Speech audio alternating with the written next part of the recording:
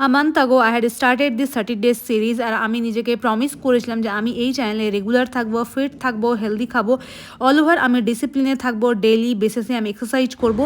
তোমাদের সঙ্গে একটা জিনিস প্রমিস করেছিলাম যে I will be honest with you. আজকে হচ্ছে এই 30 ডেজ চ্যালেঞ্জের last day. Here are the glimpse how the entire month went. মাঝখানে অনেক হাসালে হয়েছে, আমাকে অনেক ট্রাভেল করতে হয়েছে, মাঝখানে আমার দুটো সার্জারি হয়েছে, এক্সট্রাকশন হয়েছে, আমি কথা বলতে পারিনি, বাট আমি নিজেকে প্রমিস করেছিলাম যে আমি সব কাজ ডিসিপ্লিন মানে করবো আর আমি নিজের বেস্টটা ট্রাই করেছি। নিজের 28 বছর বয়সে এসে জীবনে প্রথমবার এই কথাটা আমি ফিল করলাম, যদি তুমি কোনো কাজ নিজের মন থেকে করতে চাও তাতে তোমার কেউ বাধা বিপত্তি হয়ে দাঁড়াতে পারবে না।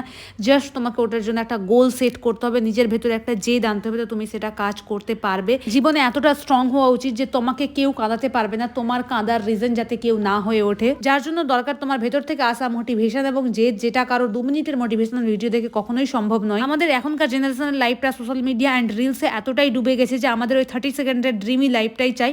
আমাদের কাছে যেটা আছে সেটার জন্য আমরা কখনোই গ্রেটফুল হয় না।